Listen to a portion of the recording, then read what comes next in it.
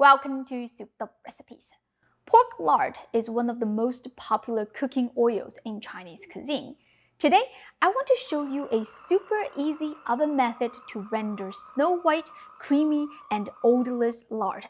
I will also explain how the types of fat, temperatures, and time affect the quality of the lard, so you can render perfect fat every single time. In general, there are two types of pork fat cuts on the market, leaf fat and back fat. They both make great lard, but they are different. Leaf fat is a soft, visceral fat surrounding the pig's kidney and loin. Its lard is neutral and odorless, which is considered as the highest grade of lard. If you intend to make cookies or pastry, you should use leaf fat because we don't want our dessert to taste too much like pork. What I'm using is actually pork back fat because I couldn't find any leaf fat around where I live. The back fat comes from the back of the pig. Well, that's obvious. It is usually sold in big slabs. Look how long that is. Anyway, its lard is rich and porky, which is perfect for making all kinds of Chinese foods because it adds a different dimension of flavor to the dish. Cut it into smaller slabs. If you see a tiny bit of the lean meat still attached, you can either trim it off or leave it. Just remember, the lean meat will impart more porky flavor into the oil. Cut the slabs into strips. The difference between leaf fat and back fat is that back fat lard is richer and porkier, which is perfect for making all kinds of Chinese stir-fries because it adds a different dimension of flavor to the dish. Dice the fat strips into bite-sized pieces. You can also freeze the trims every time you cook pork. I never throw them away. Once I collect a big batch, I render the fat out. Once done, add the fat into a food processor and chop roughly because smaller pieces allow the fat to render faster. However, do not chop too fine. You still want to see these little bits of fat. Otherwise, the lard will come out cloudy. If you don't have a food processor, you can dice the fat finely by hand. It will just take a lot more work. Put the fat into a deep baking pan. If you don't have one, any other oven-safe cookware will work, such as a stainless steel pot, a clay pot, a Dutch oven, or a cast iron skillet. I choose a large baking pan so the fat can spread on a wide flat bottom. If you use a smaller pot, the rendering process will take a little bit longer because the fat will be piled thicker. Cover it with a tin foil. It is okay if it doesn't seal completely because you want the steam to escape. Set the oven to 260 degrees Fahrenheit. No need to wait for the oven to preheat. Just stick the pan in it. Let it render for 5 hours. During this time, come back every 1.5 hours to pull it out and give it a check. Stir the fat for an even cooking and push the pan back into the oven.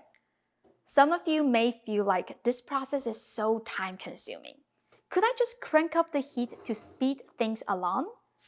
Well, the answer is yes and no. Here's why. I have got 2 jars of lard here. The one on the left was rendered at 260 degrees Fahrenheit. The color is lighter.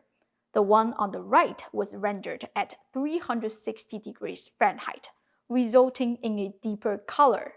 I placed a white plate under them so you can see better. I let them sit at room temperature overnight, and the difference becomes significant. The left one is still soft, creamy, and pretty fluent, which is a sign of high-quality lard. The right one is also creamy, but not fluent anymore. I did some research. Higher temperatures accelerate the oxidation process of the oil, cause the breakdown of nutrients like vitamin A, D, E, and increase the content of saturated fatty acids, which usually stay solid at room temperature. By contrast, unsaturated fats usually stay liquid at room temperature and are less likely to clog your vessels. With that being said, a healthy lard is supposed to have a light color and a soft texture at room temperature. Of course, if you put them in the fridge, they will both solidify. Although they are both good for cooking, you should always render lard at lower temperature for better nutrient. Alright, let's check the oven. This is how it looks after 5 hours. Pour everything through a sieve to eliminate the solid bits. You may notice that these leftover lard dregs are still soft. That is because they are not fully rendered. There is still a little bit of oil left in them. I have an example here that I let the fat rendered at the same temperature but for much longer, about 6.5 hours.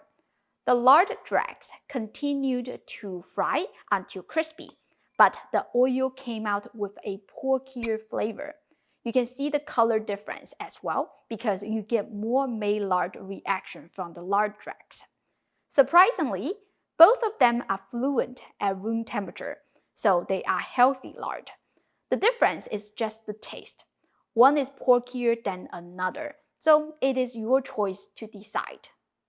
To be honest, these details are so small that you wouldn't be able to notice them unless you have rendered countless jars of lard. Alright, I used 4 pounds of pork fat and I got about 3 pounds of oil, which fills 3 16-ounce mason jars perfectly. You can keep the lard in the fridge for up to 6 months or in the freezer for 12 months. I grew up in the countryside, so I love cooking with pork lard. Look how white, pure, and creamy that is. I hope you give this a try soon because I will share lots of delicious recipes that you can make with lard. Alright, don't forget to like and subscribe to my channel. Thank you for watching and I'll see you next time. Bye!